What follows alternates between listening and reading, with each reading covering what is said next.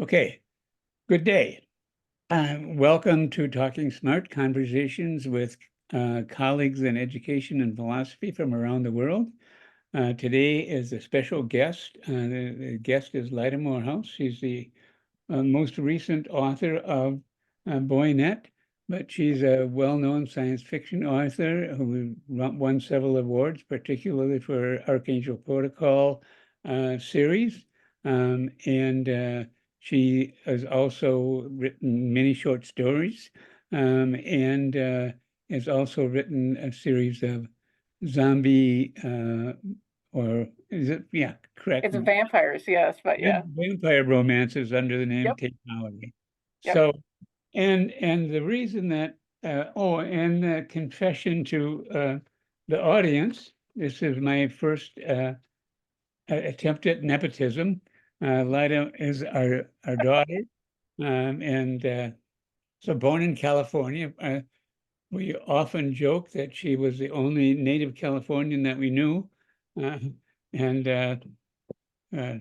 Anyway, that's a whole nother story, but have a fun remembering of a picture of Lyda sitting probably maybe 6 months old on the map of California, exactly on Sacramento. So anyway, welcome, Lyda.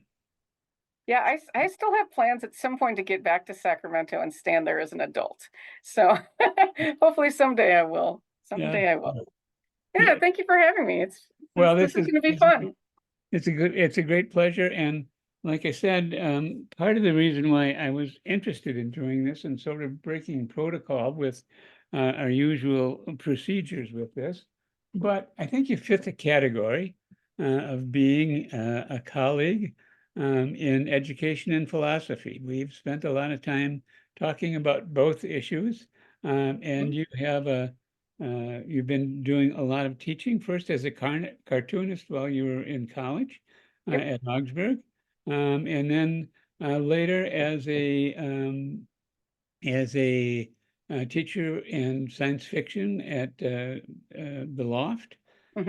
Probably any number of other larger and smaller teaching gigs. So anyway, what struck my attention though was your little article that you wrote about a new way to look at the Turing test. So I think most people know, but generally the Turing test was designed by one of the architects and originators of artificial intelligence, Alan Turing. I think while he was at Cambridge.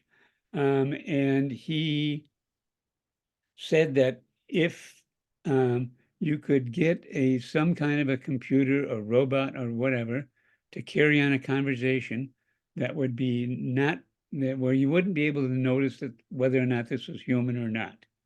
Right. So, but you raised a new perspective on how to think about that. You want to talk about that a little bit, and then we'll go from there. Sure. So the article I wrote was just the science fiction author John Scalzi runs a blog called Whatever, and he's been running it since before he was a science fiction author, actually. But as part of that, he likes to highlight authors and their new books when they come out. And so I have a new book coming out, the whole title of which is Welcome to Boynet. And so I wrote a little thing called The Big Idea. And my big idea was resistance. So Turing figures in this way. As I discussed in the article, Alan Turing's idea is great.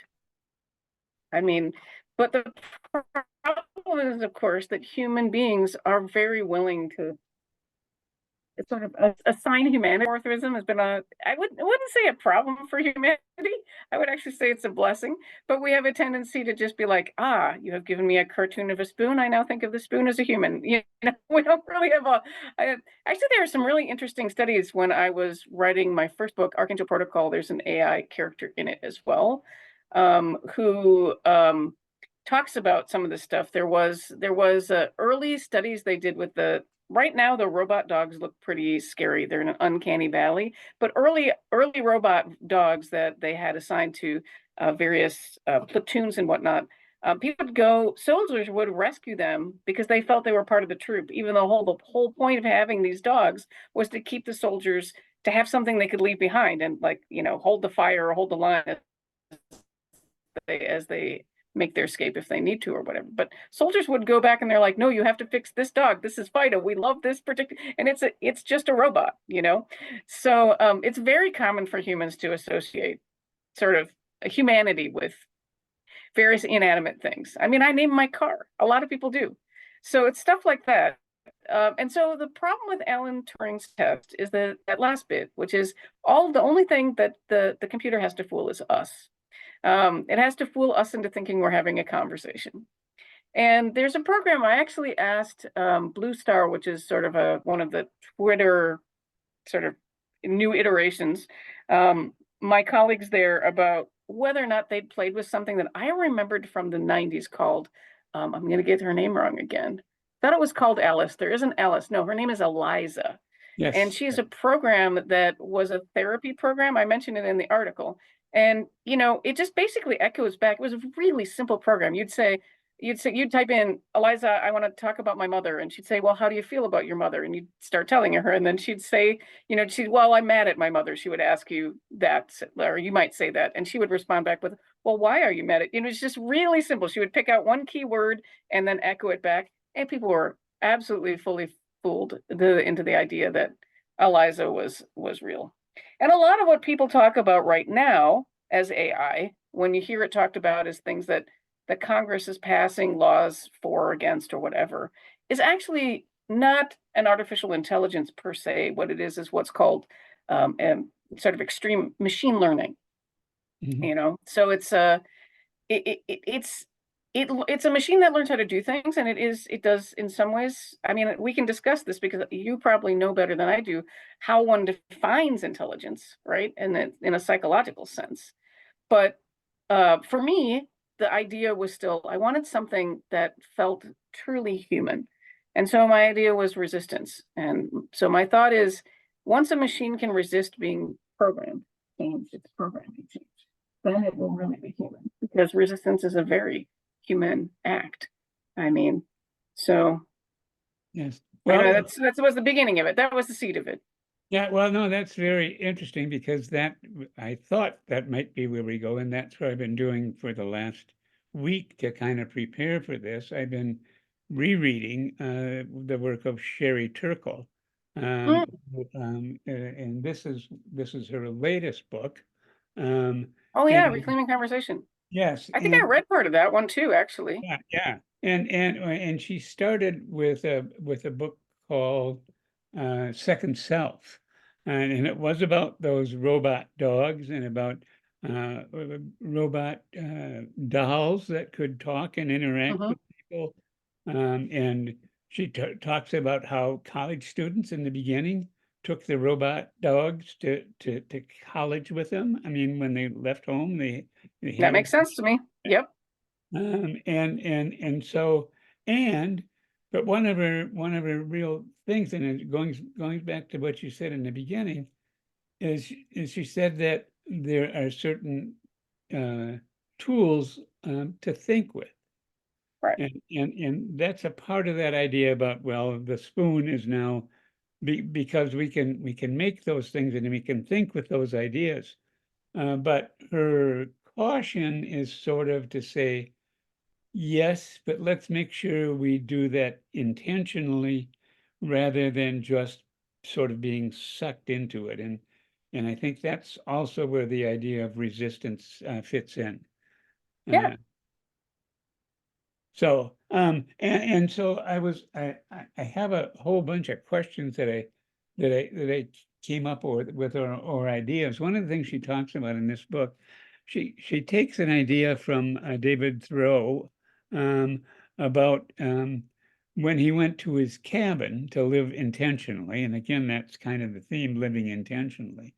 Um, Hmm. uh, he talked about there being three chairs in his cabin.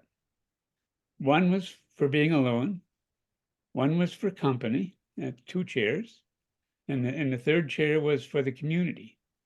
And Mm. also within that, within that structure somehow, there's a place for, I suppose, in the first chair primarily, for silence and aloneness, and how we have to blend some of the ideas of aloneness and silence. Otherwise, we don't develop, and again, going back to the psychology piece, the 3 elements that many people talk about as human needs: autonomy, togetherness, or relatedness, and competence. So we need, and sort of we develop those in conjunction with being together and being alone. And I think Being in robots community. into that, particularly communicative robots, and that whole idea of what could a robot resist. It's all in my mind tangled together. Uh, Mm. Hmm. discuss. And What do you- discuss. Well, I mean, you made me think about robots' place in community, right? Yeah. And one of the things that I've always been fascinated with is that sometime in the early, I mean, I get this wrong, but I feel like it was in the late 90s, maybe. There was a, a robot that looked human, called Sophia, that Yes. it was given citizenship as a human being and human rights in, of all places, Saudi Arabia. Yes. There are a few others that exist in Japan, I believe, as well, but I don't remember their names. I know there is a case of a guy who married a holoprojection.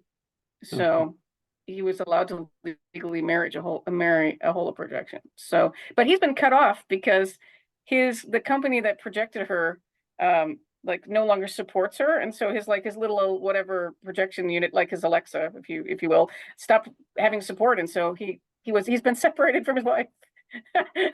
Which Yeah. I mean, there's so much about that this is why I write science fiction, right?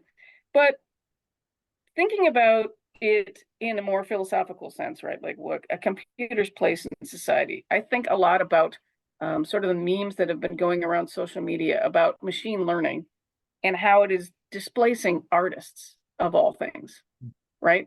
It's the opposite of what we wanted from our computer utopia, or our robot-led utopia, where they were going to take the manual jobs, which they also do in some cases, leaving us leisure time to write the poetry. But now the poetry is being written badly by some AIs, by some so-called AIs, machine learning machines, I guess.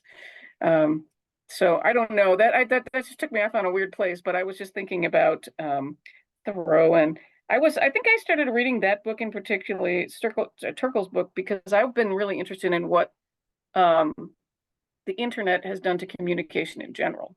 I mean, I've read a bunch of books because I feel like the art of communications in a lot of ways has been degrading, not just the communication that we have online with each other, but then the communication that we then take out into community. Right. So, and I don't have an answer for that. I just have a lot of thinky thoughts. No, Um, yeah, I don't think we're, sort of looking for answers. We're just kind of right. looking to understand this whole phenomena better because, one of the things that I just read a while ago, yesterday morning, I think, about talking about ways that we've adopted kind of computer language, and we Hmm. have taken it into well, like, I'll just put you on pause. Yeah. Well, that's not a bit of human conversation. That's what you do with a machine. It's not, Right. and we have translated that into the way we talk to people and the way we think about people. And she has there's a place where there's a section of one of the last chapters where she says, our point was to, let me see, I have to be able to get this right. We want to think about, no, gosh, computers doing things for us that ends up being. I don't know. I got to see if I can find this now because it was a great line. You can see how I've been reading my book. Yeah, yeah. I do that to books too. But And I still can't find what I'm here looking it is. for. Treating people as machines becomes treating machines as people ends up being treating people. Yeah, if we treat machines as people, we also end up treating people as machines. Mm-hmm. And I think that's, and we've talked about this between us. And while this is an extremely valuable tool, talking to us across distances like this, it's still not quite the same Right. as we used to discuss our porch conversations Right. when we all sat together and just carried on. And Yeah, in part, thinking back to Thoreau, because pauses feel different online. And in natural, I find the best conversations have lulls, right? yes, Where the people are just sort of sitting and thinking. Maybe they go back to their book or, stare out the window for a little bit or gather their thoughts. But the pace of the internet and the expectation that I only have X amount of time with somebody on a Zoom or whatever feels like anytime there are pauses to think, they feel like mistakes or they feel like there's something um, that you're just not allowed to have or that they shouldn't happen. And so people will rush to fill them or they will just say, oh, it must be time to go. When a conversation could potentially go on given space, yes, you yes. know? And Trickle talks about that in another area, and that's in classes. Mm, And one of the things that she says is missing in classes often is instead of, well, is daydreaming in class. yes. And that's a really important part of it because sometimes that means you're thinking about the topic, but you're thinking about it in your own way and in your own time. And yes, you will miss something, but you Yeah. also gain a lot of that. And that's the other question is how much do we gain and how much do we lose by technology? And And that's a really interesting question. I think about this a lot with how kids these days, oh my God, I'm going to say that, but how, like, for instance, your grandson, my son, took a computer to college to take notes on. And I took all my college notes in notebooks. And one of the things that I think has changed is that he, when he gets bored in a college lecture, can potentially go look up the latest game or whatever he's interested in or read something else during the lecture. Whereas I was forced, but actually I think it was good. I didn't have that luxury, and so I either had to stare out the window, like you're talking about daydream, or I had to doodle. yeah, Some of the best advice I remember getting in college was to take notes by hand because it meant that you would be actively participating in a lecture in some way. Like at least you were writing down the salient bits, but because you had pen and paper in hand, you're also like engaging physically as well as auditorially and hopefully visually as well. But I mean, it's not all those things need to happen, but some of them do. I happen to be an auditory learner, so I didn't always necessarily have to, see what the professor was doing, but hearing was really important and connecting hearing to writing things down was important to me. But I do remember that I saved a lot of my college notebooks because I would get, in my case, story ideas or just visual ideas. I have some of my classics, I took Roman, uh, you know, the history of the Caesars or something from Professor Nelson back at Augsburg. And there's just all these like Roman drawings, me drawing togas and stuff. But it helped me cement while I was listening to the stories. I had both visuals that I was making in my own doodles, connecting to, in fact, sometimes when I was looking for notes, I'd be like, oh yeah, that's the page I drew that goofy picture of a koala bear or something, and not even related to Rome on, and I would know where the stuff was. So it is interesting how the brain does that. And I was thinking, I read a different book about what happened to her. I think it's literally called, now I'm going to get this wrong too, but I feel like the title was called It was either called, well, I read really popular was something called The Shallows recently. A lot of people were reading it. I read that. I don't remember if it was in this one or the other book I picked up at the same time that I was reading called What the Internet Does to Our Brain, which is a little older. But in either The Shallows or What the Internet Does to Our Brain, they had a really interesting thing about deep thinking and sort of the idea of that we might be losing some deep thinking because we are so used to interrupting our lives, going back to sort of our thoughts about needs for silences, need for space. But we also, because we're always often, we think we can multitask. That was one of those books that had a really interesting thing about multitasking, which is that it's actually impossible. We think we can do it, but we actually cannot. We're actually splitting our attention always. It's Yes. like I'm doing the dishes and listening to podcasts, but actually I'm either paying attention to the dishes or I'm listening to my podcast. It's even simple things like that. I mean, some things are better suited, like taking a walk and listening are different for some reason, and probably because we're used to at least like not running into trees when we talk. Yeah. You were going to say something. No, Go no, ahead. no, no. It's interesting because, good old Cheryl Turkle has included so much of that because rereading, because I think I've reread most of that, 5 books now, and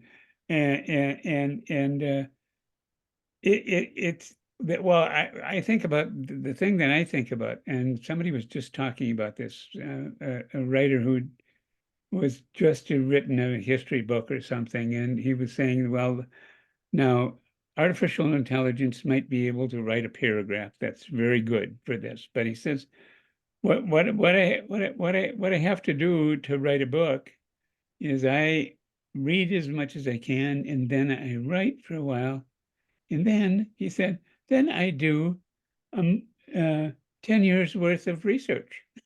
Yeah.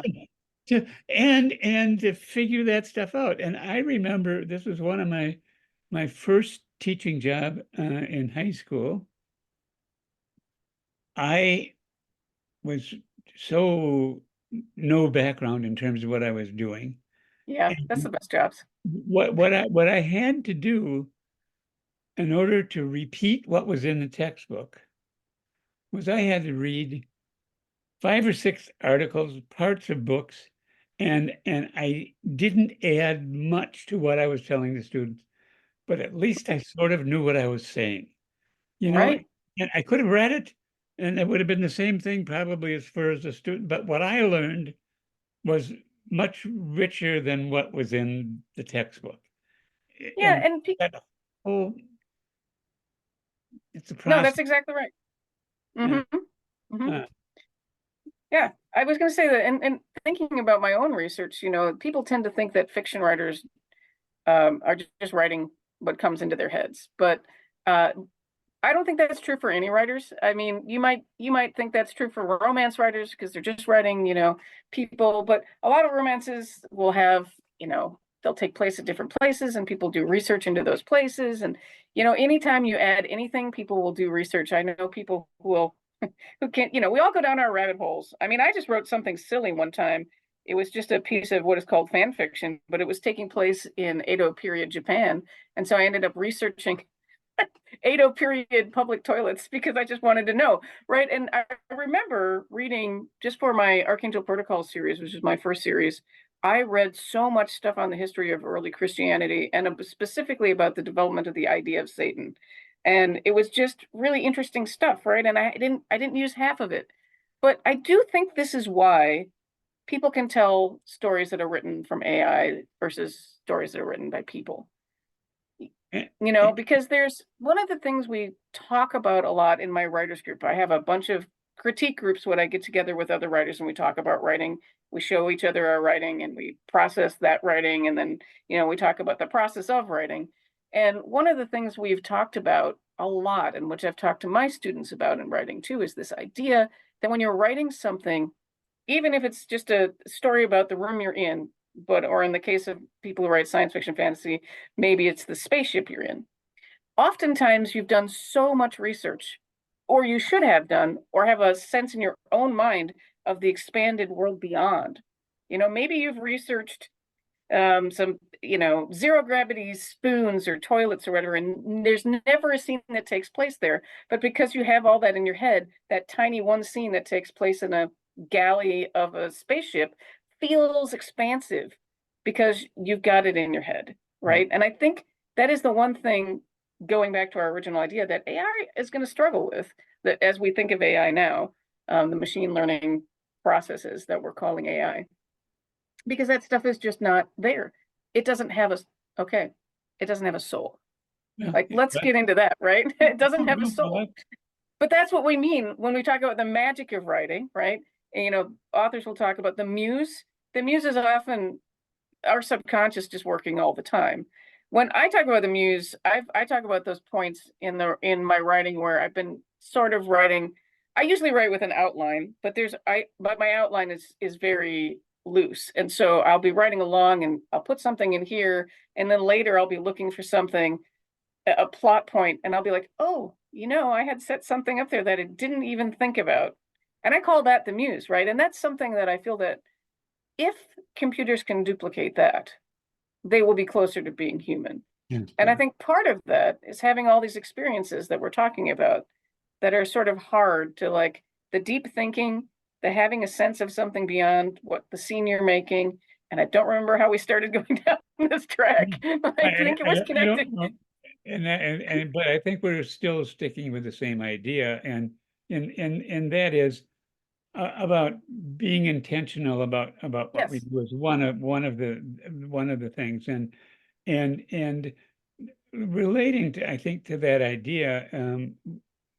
One of the things that fascinated me when I really seriously became a reader was how the most uniquely personal story is always the most universal.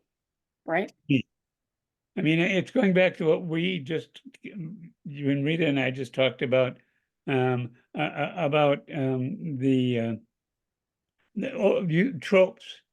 Yeah, tropes, exactly. But those tropes retold have a unique perspective, and maybe it's just because it's in La Crosse, Wisconsin, rather than St. Paul. Right. I mean, Right. that makes a huge And everybody difference. puts I tell my students this all the time, is that the devil is in the details, right?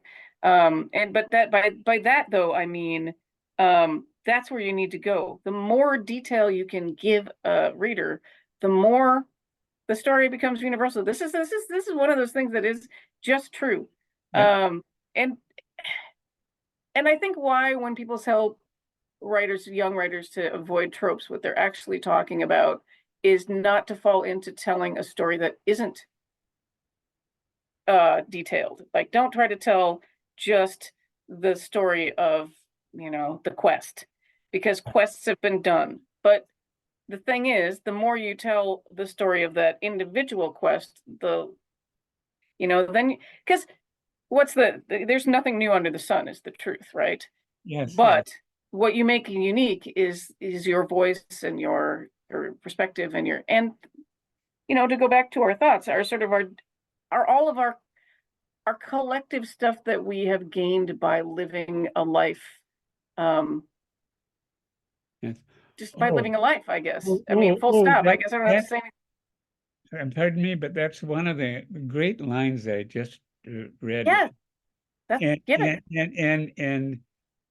just talking about what computers lack, and this is another perspective on your idea about resistance. And it says what computers do not understand is the arc of human life. Yeah. And there is a sense that, if computers have a sense of I was born, I lived, and I died, I struggled, then we're in a different world. But the human life is not something that, at least now, and perhaps even hopefully never will be for computers. I don't know. I don't know if I want I don't know. I mean, I don't know what to decide whether we should hope for this for computers or not, but that's a whole different conversation, I think. But to go off your idea of sort of morality, well, that too, but mortality being an important part of the of the experience of being human, I think is very true. I mean, one of the things right now, I've been thinking a lot about Japan for reasons of my own, but like one of the reasons what is called the hanami, the cherry blossom viewing is so precious, is the sense that this lasts only for a moment. And that Yes. in many ways, a lot of the haiku written about cherry blossoms around this time of year are about the fleetingness of life. I mean, you could teach a computer to write a haiku, but is it going to be able to capture what that feels like? I don't know.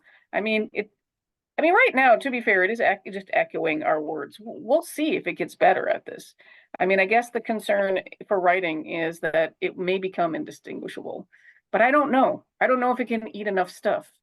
Well, and even if it does get that, my real question is, what does that do to human creativity? Because the creativity comes from absorbing things in life and in experience, not from, you know, sure, like you were talking about writing science fiction or any kind of fiction, you have to do a lot of reading around that in order to get there.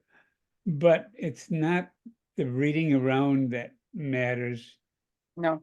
Well, it is that, but I shouldn't say that Yeah, because no, I know where you're going, I think, but go. that's important. But it's what you live through in that Yes. reading around, and yeah, Yeah, and I was thinking, I'm going deep on what you're saying too. I was thinking about, because actually, for all the research that we do, what ultimately all stories about science fiction, romance, mysteries, what is called mainstream, those stories are all about people and people interactions. I mean, even the sort of strangest science fiction you can think of has a person telling the story usually, or even if it doesn't have a person, it has something that stands in for a person telling the story.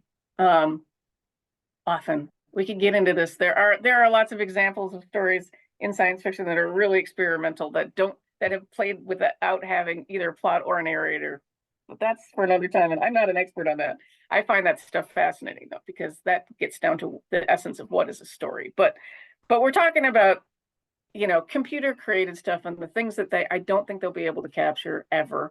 And the thinking about the people stuff, right? I mean, some of that I have had students who have studied really hard to all of the advice about how to write a good novel, okay?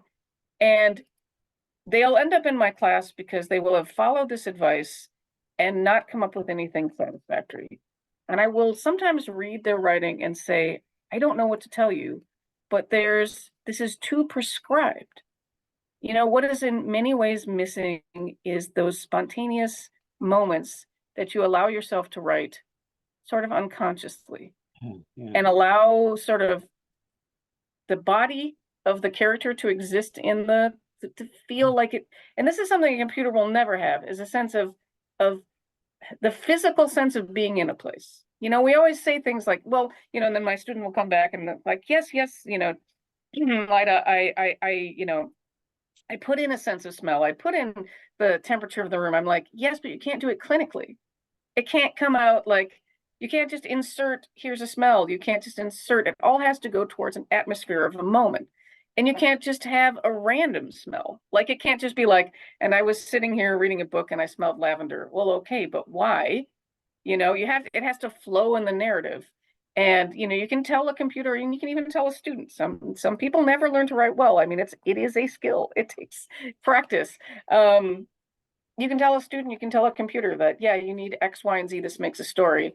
But even if you study at the feet of masters and read thousands of books, you may never be able to reproduce that flow, because it's the flow of the moment for the person in the scene. And there is something about also, and a person who has never written a lick of fiction, but there is a sense that the person or people that you create in science fiction take on a life of their own. Yes, they do. I remember reading about Mark Twain and critics saying that one of the things that writing Huck Finn, that he lost control of his narrative. Well, Yeah. I mean, that's just a whole interesting idea. Hmm. First it's his narrative, Yeah. uh, but there is a sense that the narrative also had a life of its own. And and Hmm. from my own writing experience, I remember writing the dissertation, and because one of the things we had to do is we had to write reflections on what we had learned as a whole part of the final process. And I remember writing that how about outlining. Yeah. And the way I phrase that is that outlining is very important, but it determines the end of the essay, but it can never That's it. predict, because we mentioned that before. Yeah, of course I was going there, and here's where, and I wouldn't have gotten there if I didn't have this, but that's not Right. exactly where I ended up. But if I wouldn't have had that outline, I would have never gotten any place. So Yeah. When I was way back in time when I was doing interviews, one of the ways I, sort of broke into the sort of the community at large in science fiction is I interviewed a lot of authors, and I used this as an excuse to sort of ask the questions every young nascent like author wants to know, like what is your process and how much do you write and how did you break in? And I asked all these questions that I wanted to know. But one of the questions I always ask, because writers are always interested in their own process, I remember asking a lot of writers about whether or not they had used outlines. And there are some people who did and some people who didn't. But the best person who answered this question was an author colleague of mine named Joan Vinge. She's still writing, as far as I know, but she wrote some really great. One of the books I would recommend by Joan Vinge is called Cat's Paw. It's a science fiction book. She's a science fiction author, um, and she talked about this whole idea that we're talking about, like outlines. I was like, outlines, Joan, do you use them? And she's like, well, for me, I need to know where I'm going, just like you're talking about. Where like it doesn't, she said, I think of a book as like a road trip. And I know I'm starting in my college, let's say, we'll pick Wesleyan because that's where our grandson, your grandson is, my son. And so I put up a notice on the bulletin board, need to fill my car, headed to California. And so you get your character, for her, she gets her characters first. So the characters show up at the bulletin board, the 4 or 5 people pile into the minivan and they head off. And she says, we may never get to California. Maybe the story is a breakdown somewhere in Arizona and that's where it ends. Or maybe we all just are like, screw this, this is Canada, or who knows what happens on the way. But I need to know as a writer that our plan was to get to California. And then I let the characters who show up sort of tell me where it goes. And I think that's back to our, so at least we just get off on writing stuff, that it is something that I think is going to be really complex to try to teach an AI, a machine to do, is yeah, to go off the cuff, yeah, yes, yeah. rather than follow the story structure. And I know that this sophisticated machine learning is very sophisticated, but there's something about human creativity. I think it's really interesting. I mean, I'm going to riff on myself and interrupt myself here for a second, but like Neil Clark, who runs Clark's World, it's a short story magazine of science fiction and fantasy. He's a really great guy. But he says that he was interviewed by the New York Times because he was one of the first magazines to say, listen, we're getting flooded by AI written stories and no more. And New York Times said, well, how can you tell? And he's like, you can tell. And I think it's because he's for years been, as part of his slush pile, reading both the dregs and the exceptional short stories that are submitted to Clark's World every month or every however often he publishes these days. So, I think that's just one of the things, is that after a while you can tell if even a badly done human has gone on that road trip versus somebody who's just like filling in point A, point C, point D, And going back to, and I think this is a part of what we've been trying to deal with, and why I was interested in your that original essay about Yeah. what makes us human, or can a machine be human to some degree at least? And it goes back to the idea too about soul, music, muse, and it's not by mistake. I did this a long time ago, and I had a nice little thing that never got published. I did an anthology of short stories that were about a particular textbook we were using Hmm. in a freshman course. And so there's a chapter in the text about psychology, and then there's a short story that had something about that particular topic. Oh, Now, that's a cool idea. well, Yeah. it was, well, and that's a whole nother story about it was accepted, and but the whole rigmarole about I went through it and got all of the permissions from all the authors and whatnot, and it ended up not being published, and I won't go into why that was. But anyway, what was I going to say? Short stories anthology, Yeah, and creative writing. and part of the little introduction I wrote, I basically said it's not by accident that psychology comes from psyche, that Hmm. story in psychology, but it also comes from the idea basically of a metamorphosis in terms of the butterfly and that whole and so the whole idea of in in the arc of what do we call that, uh, the arc of humanity, something like that idea. And so it kind of a developmental perspective. And I think a computer does not have a sense of development. Yeah, At at least least, not yet, right? yeah, Yeah. yeah.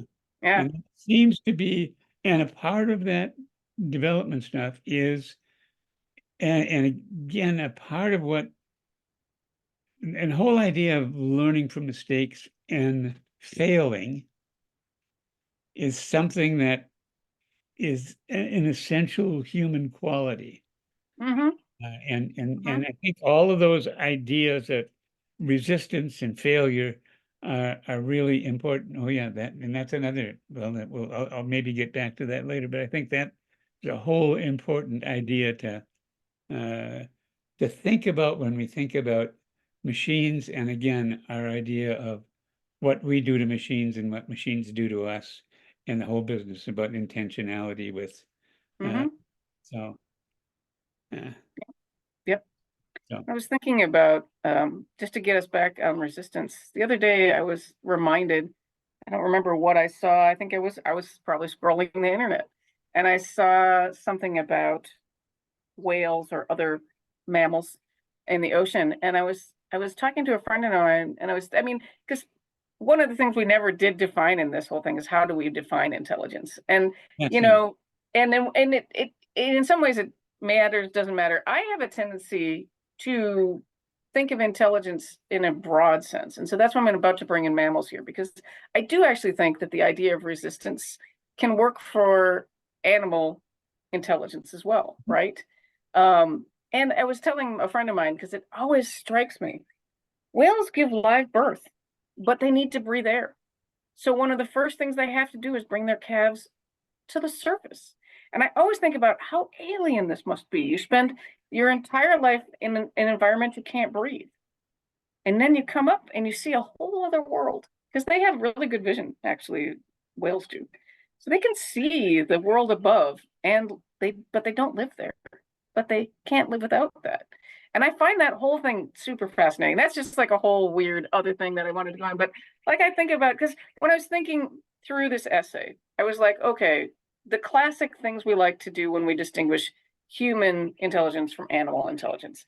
Animal intelligence always keeps passing these tests too. Every time we think we have something, like we'll say, oh, well, the difference between humans and animals is that we make tools. And like then you turn around and you'll see a crow making a tool. You'll think, okay, well, beaver dams are a tool. They change the environment. And then you say, okay, well, we have a society. And then you meet the bonobos and you discover they have a society or whatever. You know, the apes have been forming societies since we left them, right? And you like language. And they're like, well, then there's Coco the gorilla who can actually speak sign language, or I think she's passed now, but like she and her children can speak sign language, and she taught her children sign language and had her own concepts for things. I was really, when Mason was little, we read him Coco's Kitten, which is why for a while we had a cat named after one of Coco's kittens. But Coco, when she got her kitten, when she was asked in sign language if she understood about death, she had her own concepts for him. She would make up her own words that made more sense to her. Like when she was taught the color green, I believe I read this actually in of all places in a Buddhist magazine that a friend of mine used to get at a place that we worked at together. She apparently talked about it in terms of like a color that she wanted the color to represent a taste. So she's like, yes, green, that's the grape sour, you know? And so I mean, so the idea that like Coco is thinking is, you know, there's this fine line. You know, mammals are kind of all fairly intelligent in our own ways, and of course avian intelligence has been pretty well proven too. But then, you know, you start to like then you have to get into those horrible descriptions of what separates us, you know, like, well, we're the only people who kill our own. Well, actually animals do that too, but you know, it's like which is why this is why I settled on resistance, because resistance is, you know, it's a thing that is positive, negative, right? Like it has its negative connotations. But the idea that you make, because you can resist for the right reasons and the wrong reasons, right? But the idea that you can think through something and push back, and either because it's wrong and you want to make the kind of resistance that we do when we pick up our placards and go and protest, or because you resist change, or because you resist other things. There's lots of ways to resist. And I just find that a deeper way to think about intelligence in general. Because going back to our notes, when we were talking about notes in class and how important it is, like one of the things you're doing when you're taking notes, hopefully, right? And as a college professor, I'm sure you really hope that your students are doing this, is that you're not hopefully just taking in the lecture. You're taking in the lecture and you're writing your own notes, and maybe you're writing a comment to the teacher at that moment going, I don't think so. Or you're writing, I have to look this up later because this sounds like malarkey. Or you're writing something where you're like, yeah, but, or you didn't mention, or I'd like to make it, and hopefully this is, you know, you raised both me and then I raised your grandson to be the person in class that always raises their hand and says, excuse me, professor, but. Because I feel like the dialogue is actually where lectures are the learning. It's the dialogue that's learning. And dialogue is resistance and acceptance, and back and forth. So yes. Yeah. I say having monologue for the last few No. minutes. We've both been doing monologues, which is not necessarily a bad thing. But I was trying to think about this too, because I mean, again, since it's so fresh in my mind, good old Sherry Turkle talks about a lot of this stuff about how students, because of the internet and the things that can distract students from the lecture, it's like you mentioned, well, they can always go to the computer because they're taking their notes on computer. Right. And I remember, God, I haven't thought about this for a long time, but I remember probably when I first started teaching, and somebody was saying, you know, one of the problems with a college classroom or a high school classroom is that that you're kind of without a lot of information. Mm. And my reaction was, well, thank God. Because guess what? That allows you to think. I Yeah. mean, Yeah. and to think for yourself and to kind of come up. And there's this strange kind of combination about machine learning, human learning, and then not learning and Mm-hmm. and resisting things and and Mm-hmm. and you know, I've got to rethink some of the stuff from reading Churchill too, because she talks about sort of the idea of resistance and but one of the interesting things is books are objects that can either be consumed Mm-hmm. or they can be that we can be in conversation with. Mm-hmm.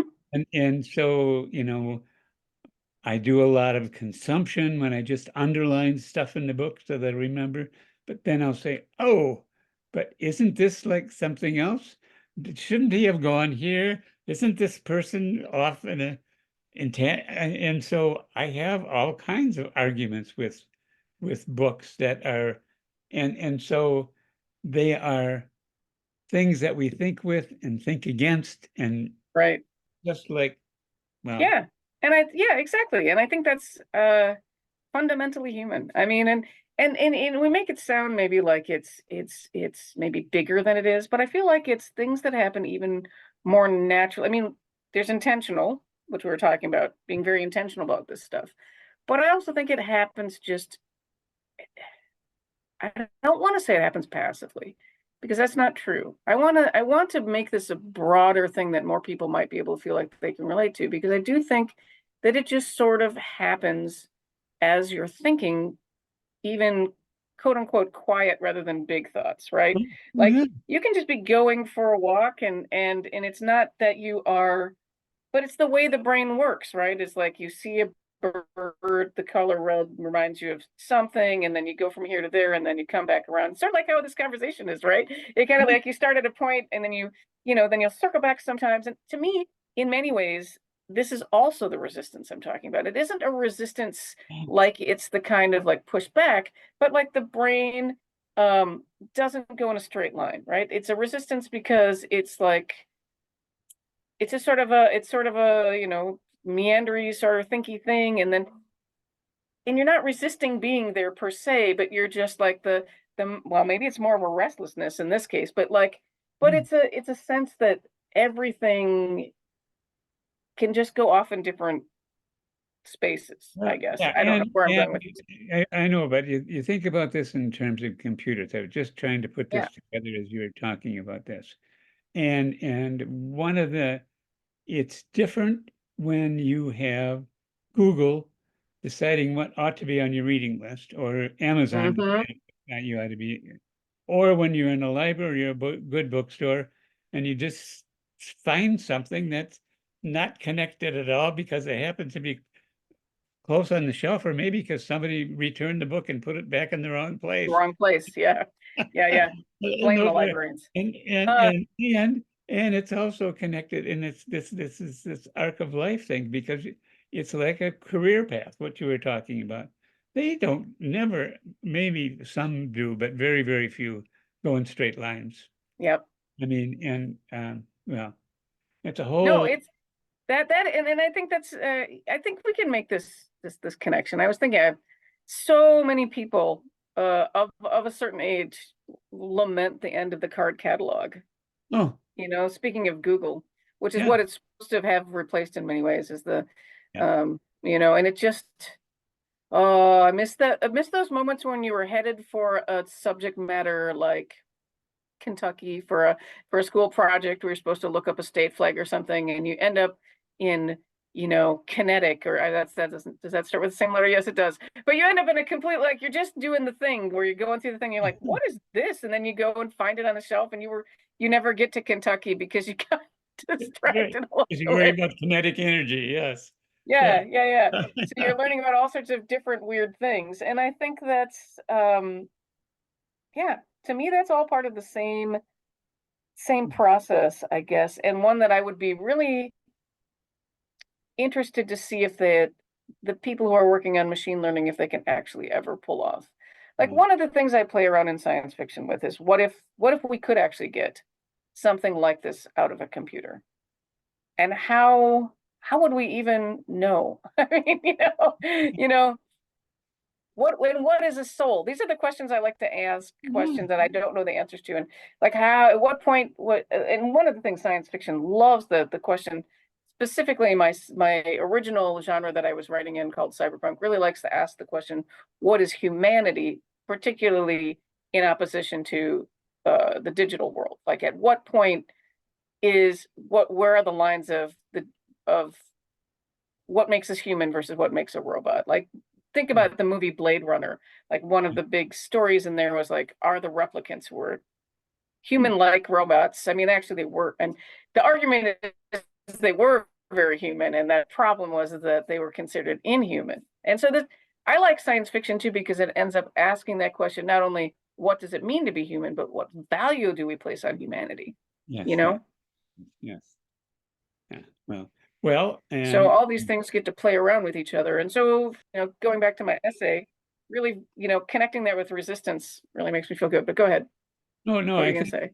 No, I was just thinking that,